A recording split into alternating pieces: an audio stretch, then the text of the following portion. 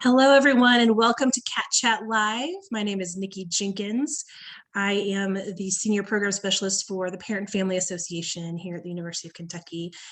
Please forgive me, but for some reason my camera has stopped working as soon as we went live, so that's fun. But we are really excited to have everyone here today to hear from some of the experts in fraternity and sorority life. And so they're going to be here to tell you a little bit about recruitment and about all the organizations that they have on campus, and be able to take your questions live. So if you have questions, feel free to put those into the comments in Facebook, and we will try to get to as many of them as we can this evening. This video is being recorded tonight, so we will have it for you available on the Cat Chat Live website later this evening, as well as on Facebook. So if you have any questions later on, feel free to continue to put those questions in the comments, and we will try to answer them throughout the week as well. But without further ado, I'm going to hand it off to our amazing speakers this evening, Emily and Adam. Thanks, Nikki. I'm really excited to be here with all of our parents and families this evening. My name is Emily Britt, and I serve as an Associate Director in the Office of Fraternity and Sorority Life, which means it's a really cool full-time job to hang out with our students and help them be really successful and do cool things like this. Talk with parents about our community and ways that your student can get involved. So I'd love for Adam, who's with me tonight, to introduce himself. Thanks, Emily. Hi, everybody. Oh no, it looks like we've lost Adam. When he comes back, he'll finish introducing himself, but he is our coordinator for Fraternity and Sorority Life, and works on our marketing and communications, as well as advises right now 2 of our governing councils, which we're going to talk a little bit about. So I want to dive in and tell you more about our community as a whole. Here at UK, we're really lucky in that we have a large fraternity and sorority community, which means that you can find your place here in a lot of different ways. We have 48 social fraternities and sorority chapters right now, and they fall within 4 different governing councils. Those councils work together like another student organization to help the chapters within them operate, do programming, and all kinds of things. Chapters are grouped based on how they operate, and so similar groups are together. Most of the time, that's related to how they bring in new members as well. So, Adam, I think you're back. Would you like to finish introducing yourself? Yeah, sorry about that, everybody. I got booted and I'm not really sure what the cause was, but my name is Adam Vance and I serve as a coordinator in the Fraternity and Sorority Life office. So I work closely with Emily to do a lot of the same things, working with our students to make sure that they are successful and can make the most of their fraternity and sorority experience. So thanks for bearing with me there. Awesome. So as I was mentioning, in our large community, we put a snapshot here on the screen. Hopefully you can see that slide that sort of explains each of the governing councils, how many chapters they have, if they're made up of men and women. We have 2 councils that are co-ed and 2 councils that are single sex, as well as the dues. These are what we would consider new member dues on average, usually paid in the first semester. Some of our groups collect money for the entire year or even 2 years up front. It just depends on the group. So Adam, do you want to talk a little bit more about how to join a fraternity or sorority? Yeah, thanks, Emily. So if your student is interested in joining our community here at UK, there are 3 different ways to do that. The first is membership intake. And so this is the process that culturally based organizations, including all organizations within the National Panhellenic Council or MPHC, and some within the United Greek Council or UGC, use to bring in new members. And we'll talk a little bit more about those councils later, so no worries if you didn't catch those acronyms. So this process is organized by each chapter individually and includes the selection of candidates, education about the organization, and then ends with initiation and full membership. So again, membership intake should be associated with culturally based organizations and individual chapter-specific recruitment and intake processes. The second way to join is through primary recruitment. Primary recruitment is a structured process that serves as the primary time in which a chapter will bring in new members. So both the Interfraternity Council or IFC and the Panhellenic Council host structured recruitment processes where potential new members can meet all of the chapters within those councils. Some United Greek councils will also individually organize their own structured processes, which are typically a week long. And then the third way to join our community is through continuous recruitment. This is the time frame after primary recruitment ends, when some chapters will continue to recruit new members. And this is a little bit less structured and less formal than the primary recruitment process. Continuous recruitment opportunities are coordinated by chapters based on their individual membership needs. And UGC chapters who host structured primary recruitment processes may also host continuous recruitment opportunities and simply call it informal or open recruitment. So there's a lot of different ways that different chapters designate to continuous recruitment, but the bottom line is just that means that outside of a primary recruitment period, they are still accepting new members to meet their membership needs and offer opportunities for membership to people who are interested. And so if your student has any questions about any of these recruitment options or chapters or which chapters do what and when, don't hesitate to reach out to our office. We'll have our contact information on the slide here at the end, and we'll be happy to help you navigate the complexities of the different kinds of ways to join the community. And now I am going to share a little bit about how to join each of our 4 governing councils, starting with MPHC, or the National Panhellenic Council. MPHC is the coordinating body of 9 historically Black fraternities and sororities. And here at UK, we have 7 of the 9 chapters active on our campus. And so MPHC chapters conduct membership intake, and each chapter coordinates their membership intake process individually rather than a council hosting it. So you won't hear anything like MPHC recruitment or MPHC intake. It'll be individual chapters marketing the opportunities to join their individual chapter. Some chapters will host membership intake every semester, others will do it every year, and others will do it every 2 years. These chapters really work with their national organization to schedule membership intake based on their current needs and ability to offer membership. Membership intake typically kicks off with an informational meeting hosted by the chapter where they review general expectations of membership. So be sure to keep an eye out for printed flyers on campus or social media postings if you're interested in joining an MPHC chapter. We'll share contact information for all of our chapters later as well, but UK MPHC's Instagram tries to repost all of the different chapter opportunities so that you don't miss anything, knowing that membership intake is a chapter by chapter operation. A few quick things to note: to be eligible to participate in membership intake, candidates must attend MPHC 101, which is a program that MPHC hosts every semester to learn more about expectations of membership, important policies, and just to learn more generally about membership intake as a student. And so this informational session is required once per academic year. It will be held this year in mid-September, and keep an eye out on the MPHC social media for more information about that, or the MPHC BB Involved page, which will also share information about when that event will take place this year. The next council we're going to talk about is the United Greek Council, or UGC. This is the governing council for special interest in culturally based fraternities and sororities, and is the fastest growing council here at UK. Organizations within UGC also individually coordinate recruitment opportunities by chapter.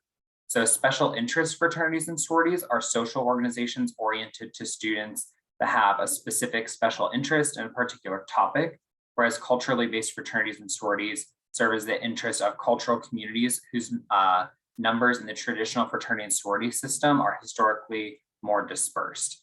So traditionally, special interest organizations host week-long recruitment periods, whereas culturally based organizations will conduct membership intake, very similar to how MPHC organizations do, like we just talked about. Men or women interested in starting an interest group, which is another opportunity to join a fraternity or sorority for a special interest or culturally based group, can visit the UGC website or contact our office to find out more on how to potentially start a group that doesn't currently exist on our campus. If your student finds that none of the opportunities we currently offer meet their needs or their desires for a fraternity or sorority experience, we always welcome growth in our community and are very willing to help students start a new fraternity or sorority on our campus. So I'm going to pass it over to Emily to talk about our 2 other governing councils and how to join them. Yeah, thanks, Adam. So next we want to talk about the Interfraternity Council, or IFC. IFC is a governing body for 20 men's fraternities, which include lots of different options. IFC, you can join IFC through both primary recruitment and continuous recruitment. IFC coordinates primary recruitment at the start of each semester. So IFC recruitment this year starts on September 6th, which is Labor Day, and runs through the 11th. And then usually in the spring, it's the first or second week, full week of classes, just depending on the year.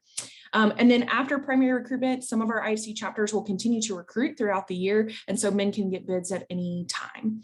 You can learn more about IFC on their website and on their Instagram. They feature lots of different things on Instagram this year, including highlighting different members of the community and why they joined an IFC chapter. I want to talk a little bit more about IFC's primary recruitment process since it is more structured and coming up soon. So like I mentioned, primary recruitment is September 6th through the 11th. The 11th is a Saturday, and that is signing day, or when men will find out which chapters have offered them membership. IFC as a council does have requirements for men who are interested in joining any of the IFC fraternities. You have to register and pay the registration fee. That fee covers the cost of organizing and coordinating the events during primary recruitment, and also covers the dues for IFC new members in joining the council. You also have to meet academic eligibility requirements. Those are a 2.7 unweighted high school GPA or a 2.5 college GPA, depending on if you're a new student, a returning student, or a transfer student. And then you also have to attend IFC 101, which is an information session that the IFC sponsors. And there are a bunch of different sessions starting during K-Week. So we encourage you to go check out their website for those dates and learn how you can sign up. The best way to learn about IFC is to participate in that primary recruitment process, as well as before primary recruitment, IFC and individual chapters will sponsor events. So you can learn and meet more of the guys in all of those groups. All of our IFC fraternities are very different from one another. And so we always encourage people to make sure you checked out all of your options because there are a lot of them and you want to make sure you find your best fit. Next is the Panhellenic Council. Panhellenic is a coordinating and governing body for 15 women's organizations, 14 of which participate in their primary recruitment process. They have an associate member group that does not and does their own recruitment. You can join Panhellenic through primary or continuous recruitment, and there's tons of information about Panhellenic recruitment, the chapters on their website, which is uksorority.com, and on their Instagram. Tons of things on Instagram. They go live every Tuesday to answer questions, especially leading up to the primary recruitment process. Panhellenic primary recruitment is the first 2 weekends of class, including Labor Day weekend, and we have functions on Labor Day. You have to register for recruitment in advance, and right now we're in the phase where the fee is $200, and it closes on Wednesday, the 25th of August, right after sort of classes begin. Panhellenic recruitment is a structured process designed to help women meet the chapters, and the chapters meet all the women who are interested so that they can mutually decide where's the best fit. This is a values-based process, so it's really based on who each student is as a whole person and what each chapter stands for. And so that structured process is designed to help everyone get to the chapter that's ultimately going to be the best fit for them. We get lots of questions about Panhellenic primary recruitment because it happens first and is the largest of the recruitment processes. A couple that I want to address, I know there's already been a question asked in the comments about letters of recommendation. So letters of recommendation are not required for recruitment. They're not required anywhere really, but certainly not at the University of Kentucky. It's also really important to note that many of the national organizations have changed their policies about letters of recommendation and legacies. A legacy is a person who is related to a member of a fraternity or sorority, usually within their nuclear family. So mom, dad, sister, brother, grandparent, those kinds of things. Many of our groups have changed their policies. And so the Panhellenic website includes links to learn more about each chapter and their policy, but you shouldn't worry about letters of recommendation. Our current Panhellenic president and VP recruitment participated in recruitment and joined and are super happy and didn't have letters of recommendation. So it's not a thing to worry about or stress about at UK. I think that's all about Panhellenic primary recruitment. So Adam, do you want to talk about how folks can get more connected with FSL? Yeah, you'll have noticed that frequently throughout this presentation, we've said more information here and more information there. And our social media really serves as a one-stop shop to learn more about the fraternity and sorority community here at UK. Within our social media, specifically on Instagram, we have a link tree. which is a hyperlink that then from there you can click on several buttons that'll take you to other websites, all the ones we've been referencing today, the different council websites, the different council social media sites. Another awesome virtual resource we'll talk about here in a moment, which is our FSL guide. And so our social media really serves as that place where you should go to and then can find the information you're looking for from there. We really try to keep that up to date and full of relevant information. Another awesome way to connect with us and to learn more is to catch us at K-Week. During K-Week, the Fraternity and Sorority Life office, as well as several of our councils, will individually have K-Week events. And so I think that there's going to be a Catch At Live specifically about K-Week. And so you can learn how to navigate the very busy and fun time that is the first week of classes for students and the time leading up to classes. But definitely mark your calendar for some of our council and office events during K-Week. Some of these are subject to change as things are ever evolving, as we all know during the current environment. And so be sure to check out the K-Week app and website for the most up-to-date information, but certainly mark these dates down in your calendar as well. Thanks, Adam. It looks like we have a small typo on our slide. So the bottom one that says participation requirements should say Main Lawn Mingle. That's IFC's K-Week event. So again, as Adam said, check out that K-Week app and encourage your students to go to everything that they are interested in or might ever be interested in, because it's the best way to learn more. So as I mentioned at the start, our fraternity and sorority community is really large. So there's lots to know, and we covered at the highest level of information tonight, but we do want to hit on a couple of our frequently asked questions, things that pop up most frequently. So the first one that frequently get asked from parents and families is why join a fraternity or sorority versus another club, or they're already in an LLP, why be in a sorority? And we think that there's several different reasons, but primarily fraternities and sororities are national and international lifelong membership organizations. So I did not go to the University of Kentucky for undergrad, but at my own undergraduate institution, I joined a sorority. I'm still an active member of that organization and participate and volunteer and have lots of lifelong connections, both from my undergraduate experience and from being an adult alum member of the organization. And so our fraternities and sororities provide a place to make UK your home, just like lots of other programs. I think it never hurts to be as involved as possible because it helps you feel connected, but also beyond college, fraternities and sororities provide a great network of support and resource and volunteer opportunities and social opportunities throughout your life. The next piece is about COVID-19. So we've all experienced a lot of change during the pandemic, and our fraternities and sororities are no exception. We've seen a lot of changes in the way that our students are gathering with one another, smaller groups for sure, but we're very hopeful about this fall. UK and all of our chapters are following the guidance from UK. We will continue to have at this moment in-person recruitment activities. All of our K-Week things will be in person.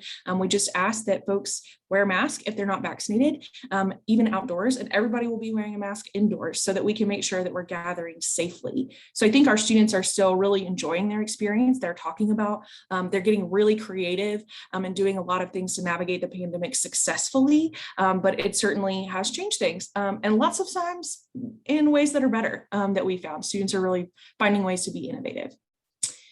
We also get asked about high-risk behavior like hazing and alcohol consumption as a department. So Adam and I are not the only fraternity and sorority life folks that work at UK. Our department includes trained professional advisors who support students in a wide variety of things, but we also do several key educational programs and initiatives related to risk reduction and high risk behaviors.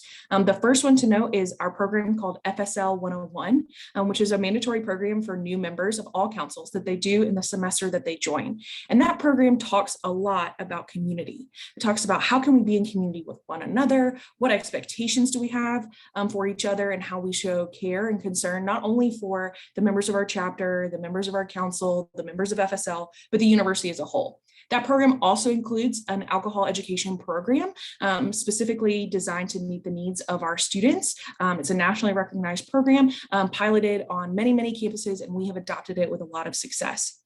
We also include hazing prevention in that, but we really focus a lot of our hazing prevention efforts on our second year members. So we do FSL 201, which includes a lot of expectations for them as mentors. Our second year members are the closest to the new members in age lots of time. And so they serve as their primary mentors. They're the big brothers and sisters for those new members. And so FSL 201 includes a hazing prevention module as well as university expectations. And so we're doing a lot of things and working with the Office of Student Conduct on anytime we have to hold students or student organizations accountable, but we try to take a really proactive approach and make sure students know all the information that they need to know to make good, healthy, safe decisions. We also get asked a lot about cost. We shared at the beginning the averages across council, but it's something that's really different from chapter to chapter based on a wide variety of circumstances, including do they have a house or not? Do they bill all at once or not? Is it all inclusive or not? And so this is a thing that we really encourage students to ask during their recruitment or intake processes. All of our chapters understand the importance of being transparent financially about what it costs and where that money goes. They will talk to your student about scholarships, and those are available, but I think it's important to note that most of our students pay their own dues. Some have a little help from mom and dad or a friend, but a lot of our students work through the summer and through the school year, and dues are just part of what they budget for college. And so we want you to ask, and we want you to encourage your student to ask. It's not weird, it's not inappropriate. This is the time certainly to talk about money. And then last, do I have to live in the house? Well, about 28 of our chapters have facilities, and we tell students to expect that you will live in that chapter house at some point during your membership as an expectation of membership. But not everybody lives in, and they certainly don't live in all at once. Our largest facility sleeps about 60, and that organization, that's a women's organization, has over 250 members. So clearly not everyone's living there at the same time. Most students live in as a sophomore in their second year after moving out of their residence halls, but it just depends on the group, their housing needs, and how many people want to live there. Many of the students that live in the chapter house really love it. They have meals most of the time and lots of opportunities for camaraderie living communally. That's a little different from their residence halls, and sometimes in really great ways. So those are our most frequently asked questions. Are there other questions that we can answer? I know Nikki's monitoring the chat, and then Adam can also talk about our FSL guide. Yes, can you talk a little bit about, there's a question about that we get often from families who want to know if every student who goes through recruitment ends up joining a fraternity or sorority, and what that process looks like for them. Yeah, that's a great question. So it's different. The men's organizations, not everybody gets a bid. I would say that I've worked at UK almost 9 years and have advised all the governing councils. I'm lucky that way. And it has remained true with IFC that there are a lot of men who don't explore all of the chapters, and they miss out on a really great opportunity. We really encourage those students, like I said at the start, like meet every chapter. Make sure, not just the ones you've heard of, not just the ones your roommates are interested in, but meet every chapter. IFC's process, while it is a structured process, it's much less structured than the women's organizations. And so we really encourage them to be proactive and get out there and meet folks if they're interested in joining. Panhellenic, with a really structured recruitment process, not every woman joins. On average, only about 2% of the women participating in recruitment are not invited back to any chapter at some point in the process. More than that don't join, but the remaining about 10%, 10 to 15, choose to not continue the process of recruitment. They decide this isn't a good time for me, this is not a great fit for me, many other reasons, and decide not to join. So Panhellenic's recruitment process is designed to maximize the number of women that join. We are hopeful that every single woman will find her place, but that ultimately doesn't happen every time. There's lots of supports to help women navigate that process successfully. Primarily, every woman is assigned a peer mentor called a Gamma Chi, or a recruitment counselor, who has lots of information and lots of training to really answer the questions. And I would say most women find a lot of success by doing just like we advise the men: keep a really open mind about all of our groups and be yourself. If you are a little bit shy, that's okay. If you're really extroverted and outgoing, that's great too. Be yourself, and the chapters you'll find your fit. It may not be the one that you thought would be your fit, but at the end of the day, that's what the process is really designed for. Great. And what kind of advice would you give to families who maybe their students are kind of on the fence about whether they should go through recruitment or not? And so what advice would you give to those families as they're helping their student to navigate that process? Yeah, we obviously are a little bit biased, and we think that everyone should give it a shot. Everyone should give it a try. I think there's really nothing to miss out on by participating in recruitment. For the men, the women, our special interest groups, our culturally based groups, going to an informational, there's really nothing to lose, except maybe you've met some new folks that you didn't already know. They may not end up being your friends, but that's just more connections to make on campus. Our structured recruitment processes in IFC and Panhellenic also have lots of programming going on, and decide that that's another great way to get involved and be connected, especially in the really early parts of the semester. After K-week, you're in classes, but we're still doing stuff on the weekends, and we've got lots of programming to help connect you to. So I think this advice I would give to a student is to really think about what kind of college experience you want to have. Do you think there might be a group of students in a fraternity or sorority who can help you do that? If you want to major in engineering, well, we actually have 2 organizations specifically for students majoring in engineering. But beyond that, we've got engineers in almost every single one of our chapters. And so what a great support network if you're concerned about that. We also do have some students who choose to wait and go through recruitment. That is more common with the men, since they do in IFC do a structured recruitment both semesters. You can decide to wait until the spring. IFC spring recruitment is about 1/3 to 1/2 as large as the fall. And so it is a smaller process, which is great. On the Panhellenic side, that is a little trickier because we only do that primary recruitment process once a year. And while some of our groups will continue to recruit after that, not every group will be eligible to take in new members. And so primary recruitment in the fall is the best way to join a Panhellenic chapter if that's what you're interested in. Going through recruitment or membership intake as a sophomore or junior or senior has really no impact on your experience and your opportunity to receive a bid. I would just say that, again, biased, we think everybody should go as early as they can to the recruitment process, because then you have that much more time in the chapter. Some of our MPHC, our historically Black Greek letter organizations, don't accept members in their first semester or even first year of college. That's dependent on the organization and something they cover at MPHC 101. But we have upperclassmen students join chapters every year, and it doesn't really have an impact in the process. Adam, did I miss anything? No, I don't think so. I think just going back to the initial question of advice, I think Emily has really hit on the point of keeping an open mind, and that includes, I think, doing your research. We put on here on this slide the 2021 FSL guide, which, similar to our social media, is a great resource to learn more about our community. We talked a little bit about our individual governing councils. The FSL guide has information on each individual chapter, so you can learn more in-depth information about all 48 organizations, and you can start being open-minded right away by doing your research on all the different opportunities.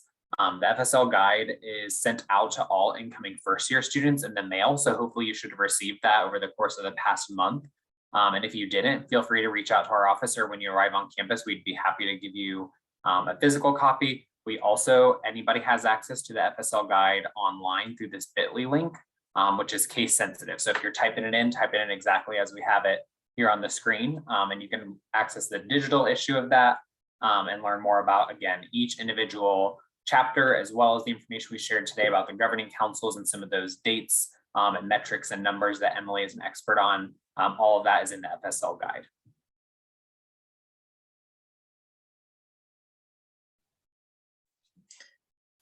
Well, that was a lot of awesome information, Emily and Adam. We seem to be running low on questions.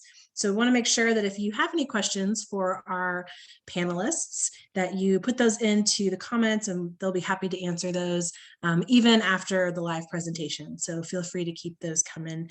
One thing I was thinking about is, family members who maybe went to college and they were a part of a fraternity or sorority might have some expectations about what that process is like for their students. So what kind of advice can you give to families just about how to best support their student through that process? I mean, what that looks like, especially if the family member has been through it as well. Nikki, that's a really great question. Things have changed a lot for all of our groups as it relates to recruitment for a lot of reasons. Certainly the pandemic has impacted everyone, but I think the thing that is the most different in some ways is just our students are different people. You know, our students are looking for a different experience, and then therefore creating a different experience than I experienced. I'm older than Adam, but I think Adam would also agree that it's different from when he joined a fraternity in his undergraduate experience. Everything is just different in great ways. I think thinking about our structured recruitment processes, I see that our men and our women are having more substantive conversations than I was. They're talking more about finances. They're talking about more about expectations of membership and academic support and career networking. Those are great things, and I should have been thinking about them, but our students are talking about it earlier. I think also, as I mentioned, the legacy and letters of recommendation and some of those historical processes and expectations in our groups are very different. Many of our groups have completely, especially on the Panhellenic side, eliminated all considerations for legacies on a national level. And every group has done that for different reasons. But I think that change makes a difference. And so just like we want them to keep an open mind about all groups, I think it's important to encourage your student to keep an open mind, even about your experience. I did not have the opportunity to join the same chapter as my mother. My mom is very active in her own organization, but joining my chapter didn't make it harder for us to relate about that experience. It made it easier because while our ritual are different, secrets are a little different, and our symbols and all of that, the experience of being around women who matter to us and women who make us better people is the same. And we can talk about that and relate and understand. And so I think sometimes see students who are really struggling with that decision, and they're like, oh no, my mom, my sister would be really upset if I didn't do this. And I always say, and I think I'm always right, that your mom, your sister, whoever just wants you to be happy, and they want you to have the experience they had, which might be in a different organization. Chapters change year to year. Certainly they've changed in 10 years or 20 years, or from campus to campus. And so again, encouraging them to really experience that process. And now's a great time to be selfish in your decision-making because it's your experience. Adam, what would you say? Yeah, a little bit different from Emily. Neither of my parents or nobody in my family joined a fraternity or sorority before I did. And so I think my parents were maybe a little bit apprehensive just based on lack of information, did not have that lived experience when they were in college. I think they were a little bit blindsided by my interest. We had never talked about fraternities or sororities growing up, and that certainly wasn't the reason why I chose to attend college. But once I arrived on campus, quickly became something I was interested in. And so some advice I would give to parents and families and support people for students, maybe if you were not a part of a fraternity or sorority, is just to be supportive, express excitement, ask questions. I think that sometimes as a student, getting to share the information you're learning is really exciting. Like you get to be the teacher in that case to a parent or family member who maybe doesn't know quite as much. And I know that was the case for me. And it was comforting to know that while my parents didn't know a lot about it, they were willing to learn and were really excited that I was excited. So a little bit different perspective from Emily, but I think both parents and families who are affiliated with a fraternity or sorority and not can be appropriately involved and supportive of the fraternity and sorority experience. Awesome. Well, thank you both so much for being here this evening. It looks like we have wrapped up all of the questions that we have.